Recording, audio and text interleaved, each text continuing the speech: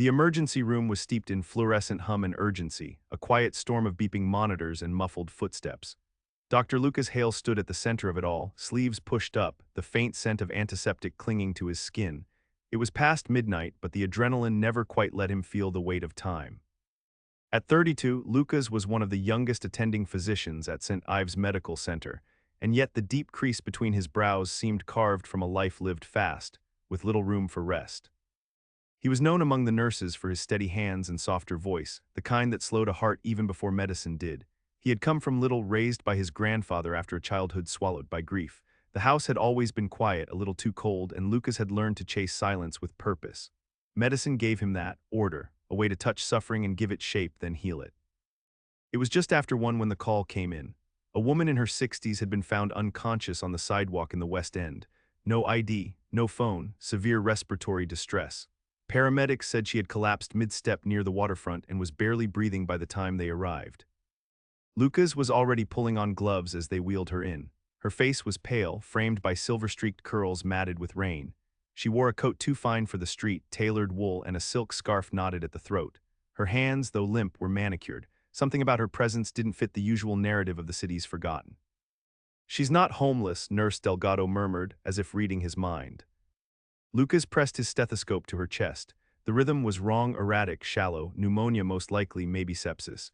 He ordered labs, fluids, broad-spectrum antibiotics, oxygen. As the team moved around him, Lucas stayed close, gauging every breath, every twitch in her pulse line. "Come on," he whispered under his breath, not quite knowing why he felt the tug in his chest. "Stay with me." She didn't stir, not when he intubated her, not when he adjusted the ventilator settings with a frown etched between his eyes. For all intents and purposes, she was just another Jane Doe lost in the sprawl of a sleepless city. But there was something different in the way she clung to life, a stubbornness, maybe, or grace. Later that morning, after stabilizing her in the ICU, Lucas sat beside her bed, typing notes into her chart. The sun had begun to creep through the blinds, casting pale gold over her features. In the light, he noticed the fine lines around her eyes, the faint bruising near her collarbone, the suggestion of someone who had lived long, perhaps well, but alone. He asked the nurse to call social services. With no ID, they would need to track next of kin. No one had come looking for her. 2 days passed before she opened her eyes. Lucas was checking vitals when her gaze fixed on him. Her voice was rasped but clear enough. "You're not old enough to be this serious," she said. He blinked, then smiled softly. "You're not supposed to be awake yet. And yet here I am. Welcome back. Do you remember what happened?" She frowned, not clearly. "I was walking, I felt dizzy, and then nothing." "Well, you collapsed, severe pneumonia, dehydration. We almost lost you." "But you didn't."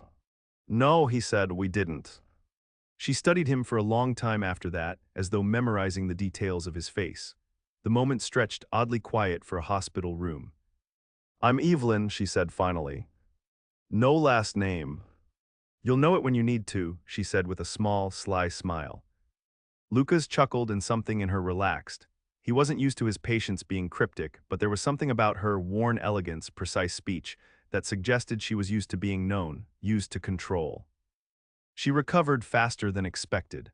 Within 3 days, she was sitting upright, politely refusing the hospital food and requesting real tea, not whatever they were serving in the IV ward. "You saved me," she said on the 5th day, unprompted.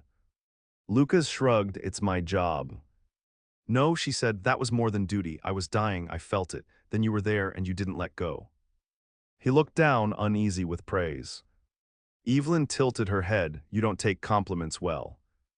"I take coffee well," he offered, "but compliments are harder to digest." She laughed then, a clear, bright sound that didn't belong in a place like this. By the end of the week, she was walking again. Social services had been trying to piece together her identity, but Evelyn deflected every inquiry with polite evasion. Eventually, Lucas stopped asking. She would tell him when she was ready.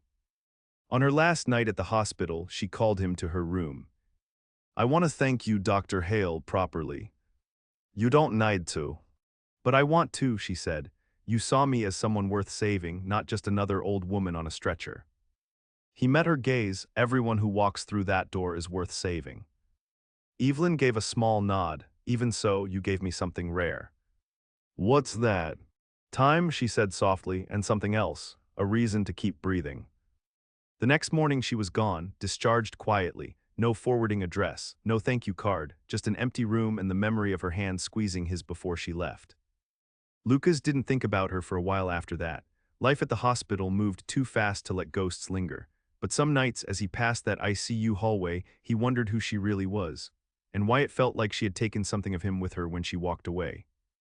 He didn't know it yet, but the story was only beginning. Winter folded itself deeper into the city's bones. Snow came in quiet drifts, covering the sidewalks with a hush that made everything feel momentarily softer. At St. Ives, the cold season meant an uptick in flu cases, injuries from icy falls, and the occasional hypothermia. For Lucas Hale, it also meant longer hours, more nights spent under hospital lights than under his own ceiling. Not that he minded. Work kept the rest at bay. He hadn't spoken of Evelyn since she left. There wasn't anything to say. The system had closed her case as a recovered Jane Doe. No one had come forward to claim her. No one had missed her. Sometimes, in moments between emergencies, he caught himself imagining where she might have gone, if she had family, if she had been telling the truth when she promised he'd know her name one day. 3 months later, the answer arrived in the form of a letter. It came in a cream-colored envelope with his name written in sweeping penmanship. No return address. It was dropped off at the nurse's station by a man in a tailored coat who didn't wait for questions. When Lucas opened it, he half expected a thank you note. Instead, it read, Dr. Hale, if you are reading this, then I've passed on. Please don't be alarmed. I lived long and fully and I left this world at peace. But before I did, I made arrangements. You were kind to me when I was at my weakest. You saw me when no one else did. That mattered. There is a key enclosed and an address. Go, trust that there is a reason. Evelyn Moore. He stared at the signature. Moore? Not just Evelyn Moore, Evelyn Bancroft Moore. The realization struck like a bell. He had seen her name before in headlines on the masthead of the Moore Foundation, whispered at charity galas far outside his income bracket. She had been one of the wealthiest women in the country. Owner of a sprawling estate empire, art collector, philanthropist, CEO turned reclusive heiress after the death of her husband 2 decades ago. And somehow she had ended up collapsed and alone on a public sidewalk, wrapped in silence. The key was small and brass, taped beneath the note. The address pointed to a brownstone tucked into a quiet corner of the West End, hidden by wrought iron gates and ivy-choked brick. He didn't go right away. It took him 2 days to decide. Curiosity warred with a sense of boundary, but something about the letter stayed with him, like an open door in a house he couldn't leave. He arrived on a Sunday, coat buttoned high against the cold, the letter folded twice in his pocket. The brownstone stood like a secret, 3 stories of time-worn beauty nestled behind frost-laced hedges. When he tried the key, it turned with a soft click. The interior was a blend of memory and museum. Warm light filtered through gauzy curtains. The air smelled faintly of cedar and lavender. Oil paintings hung on paneled walls, their subjects caught in moments of stillness, books in hand, tea forgotten on window ledges. It didn't feel abandoned, it felt paused. On a polished entry table sat a leather folder marked simply, for Dr. Lucas Hale. Inside was a letter from her lawyer. Evelyn had passed quietly at home just a week after leaving the hospital. No funeral had been held by her request, but her will, revised days before her death, named Lucas as one of the primary beneficiaries. The details staggered him. A trust had been established in his name. There was a financial component significant enough to erase his debts and fund his future, but more than that, she had left him this house, not just to visit, to live in if he chose. There was no explanation beyond her belief that he was someone who understood the soul of things, that he would take care of what mattered, that he would not waste what had been given.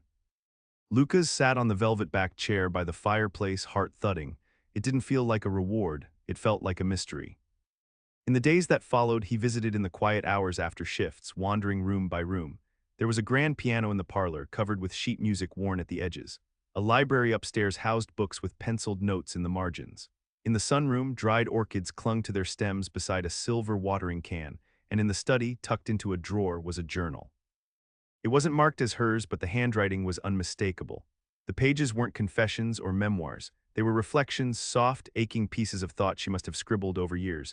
Notes about loneliness, about grief, about how love doesn't leave when a body does, about walking among people but feeling unseen. Lucas read until the light changed, until her voice folded itself into his chest. He could see her now more fully than he ever had, this woman who had touched so many lives from behind a curtain, who had chosen silence not out of cruelty, but exhaustion. At the back of the journal, folded between the last pages, was one final note. Maybe one day you'll understand why I chose you. Maybe you already do. Let this be a beginning, not a debt. Well, he closed the journal slowly. That night, he didn't go back to his apartment. He stayed in the brownstone, curled up in the study chair, her words echoing between the walls. The next morning, he woke to sun filtering through the windows. The city felt quieter from this street, more forgiving. He brewed coffee in a century-old kitchen and stood at the window while it snowed. And for the first time in months, he didn't feel alone. Still, he didn't touch the money, not yet. He kept working his shifts, arriving early, staying late. But something in him had changed. The urgency wasn't as sharp. He listened more, looked longer. He didn't speak of Evelyn to his colleagues, but he began asking different questions about patients' families, about what came after discharge. He started a small program in the ER, an initiative to track down support for patients who had no one. He called it Project Wake. When the hospital board asked how he was funding it, he just said it was a gift. Because that's what she had been, a gift disguised as a mystery, a life that had brushed his in a way he still didn't fully understand. And it was only part of the story. The deeper threads hadn't revealed themselves yet, not the people who would come looking, not the choices he would have to make. Not the woman whose life was already tangled with Evelyn's legacy, and who would soon walk back into his, carrying a letter and a secret of her own. The letter arrived one rainy afternoon while Lucas was on call.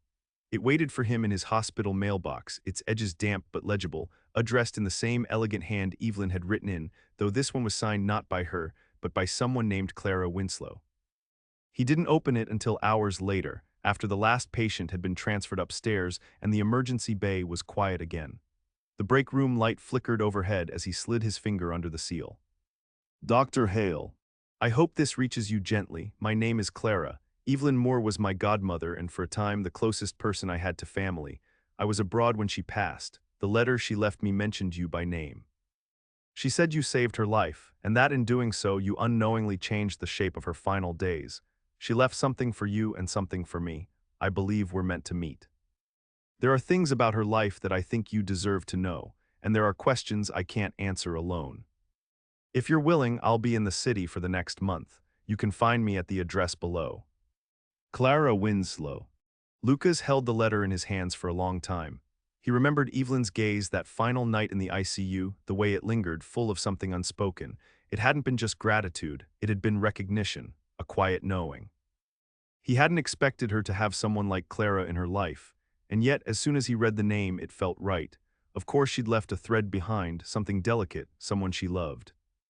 The next evening after a restless shift, he walked to the address Clara had written. It was a modest apartment building near the park, its bricks weathered but warm with the glow of occupied windows. He buzzed the number she'd left. A voice answered, low and clear. I'll be right down. When the door opened, Clara stood in the hallway wearing a navy sweater, sleeves rolled to the elbows, a small paint smudge on her wrist. She looked to be in her early 30s, with dark, thoughtful eyes and the kind of quiet presence that made the world around her seem to slow. Dr. Hale, she said with a gentle nod. You came. Just Lucas, he replied, offering a hand. I wasn't sure what I'd find here. Neither was I, she said, shaking it.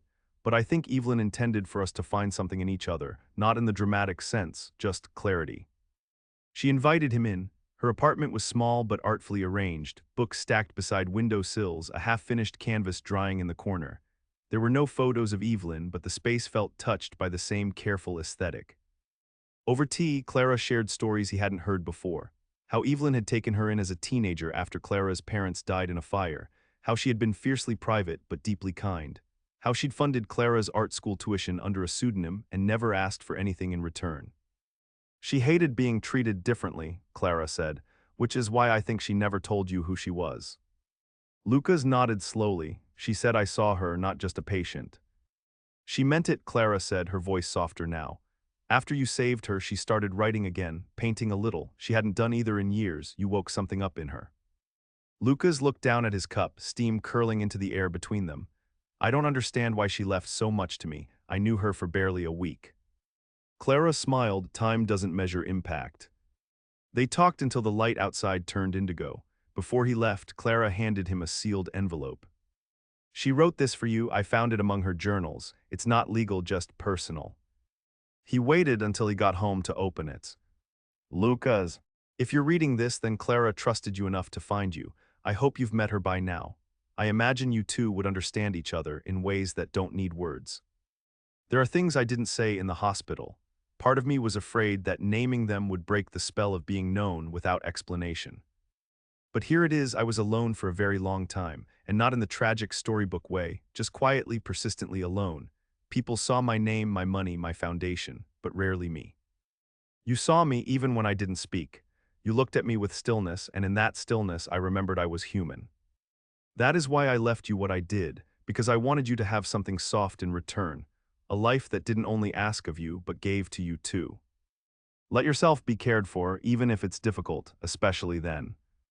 You don't owe me anything, but if you find peace in the space I left behind, then that's enough. Clara will help you understand the rest. Trust her, trust yourself. You're more than what you give away. With warmth, Evelyn. He closed the letter slowly, the words lingering like a hand on his shoulder. Then, without quite knowing why, he reached for his phone and typed a message to Clara. Would you like to come see the house sometime? She left it to me. I think you're part of that story too. The reply came a minute later. Yes, I'd like that. When she arrived that weekend, the house shifted again. Clara moved through it with reverence, pausing at small things, a locket left on a table, a worn coat still hanging in the closet. They spent hours in the library sorting through old letters and sketchbooks. Some were from Evelyn, some were from Clara herself, mailed during her travels, returned without ever being opened. They didn't talk about what that meant. They didn't need to. As the days passed, Clara began returning more often. Sometimes they worked in silence, Clara painting in the sunroom while Lucas filled out patient charts by the window. Other times, they made dinner and talked about the strangeness of grief, that it could sit beside joy and not cancel it out. One evening, as snow fell in slow spirals past the glass, Clara asked, "Do you ever wonder why she chose us?" Lucas turned the question over in his mind. "Not anymore," he said.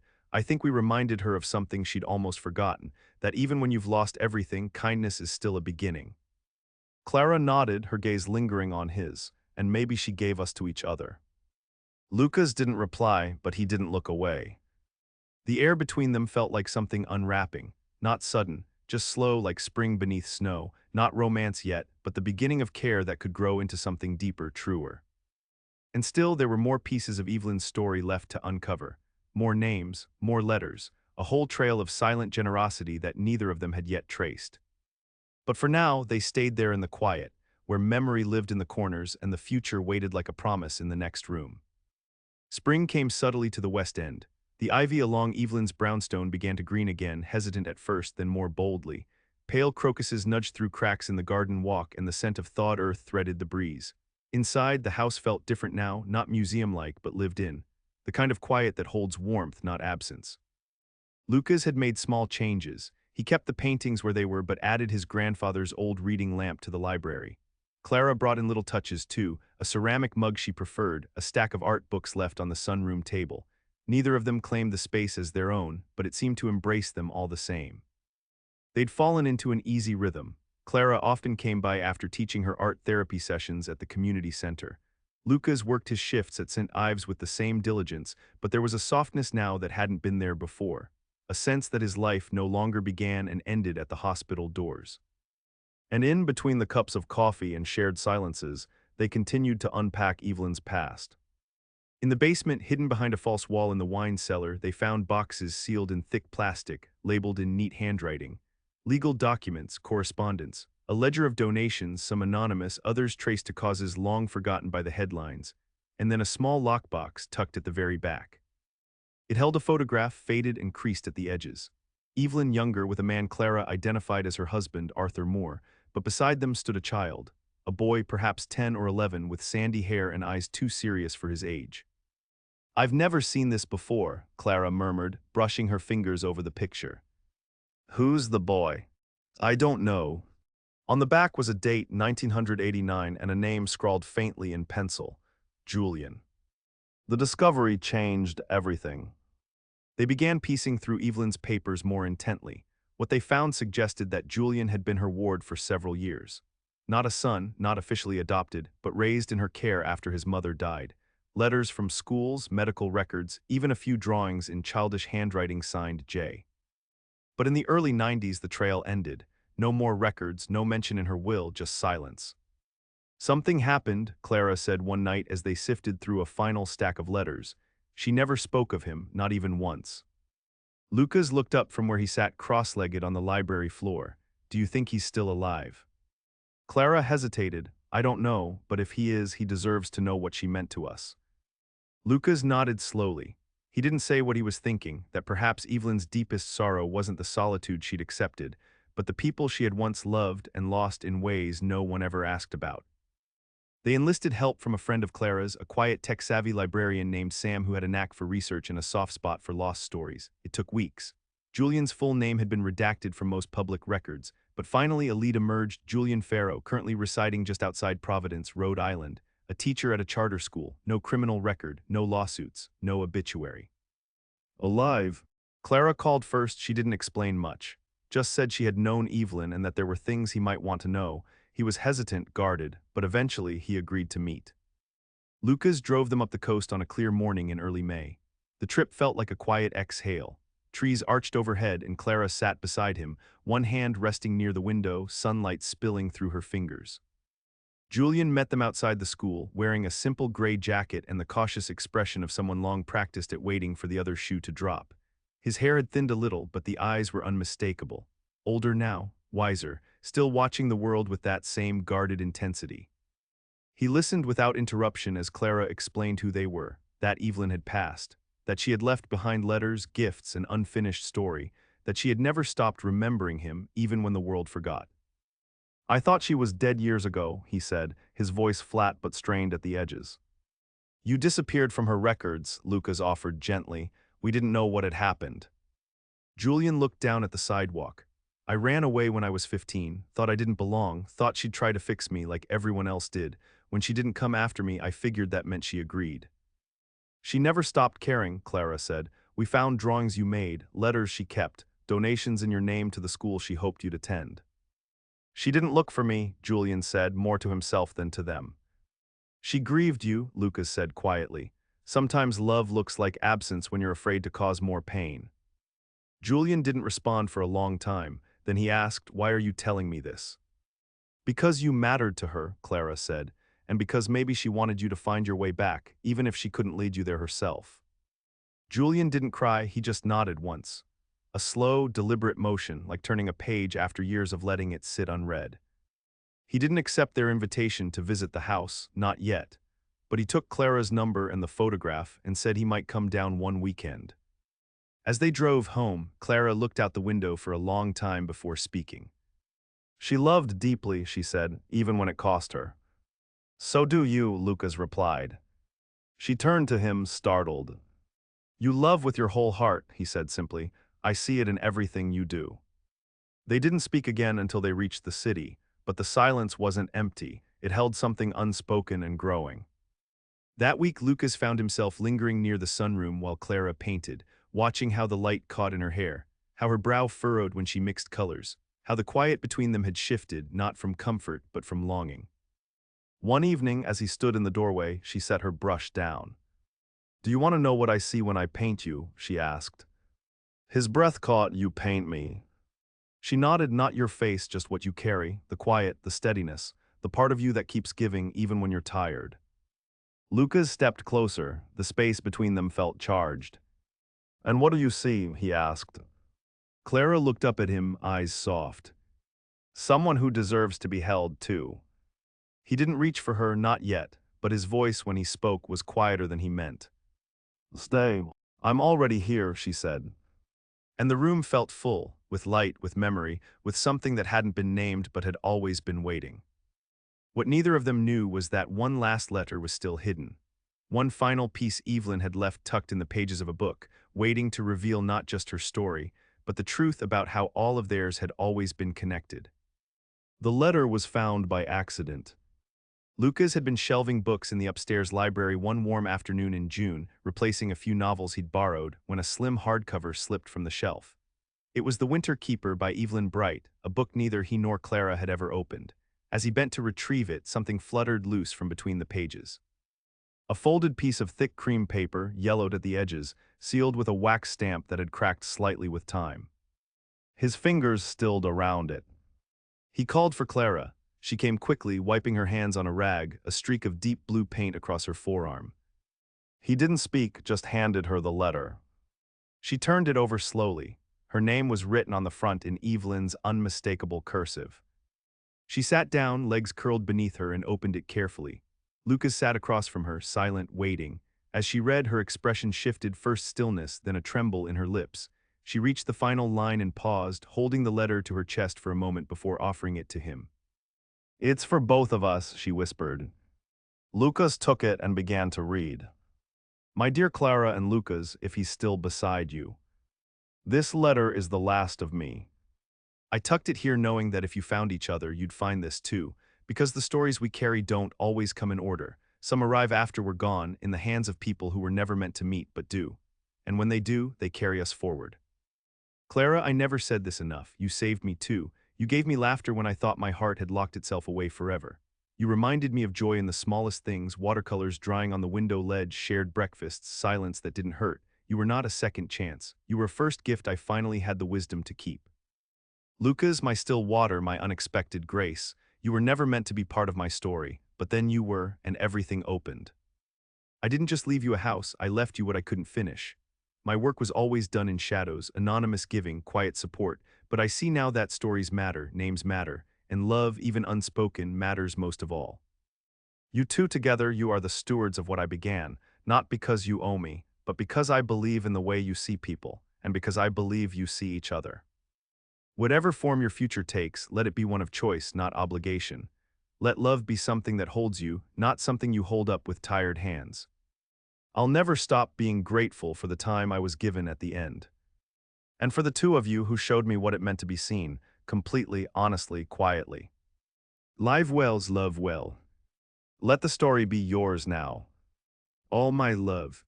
Evelyn. When he looked up, Clara's eyes were shining, not with grief, but something quieter. Peace. She wanted us to carry on, Clara said. Not just her memory, Lucas replied, but her way of loving. They didn't speak for a long time after that.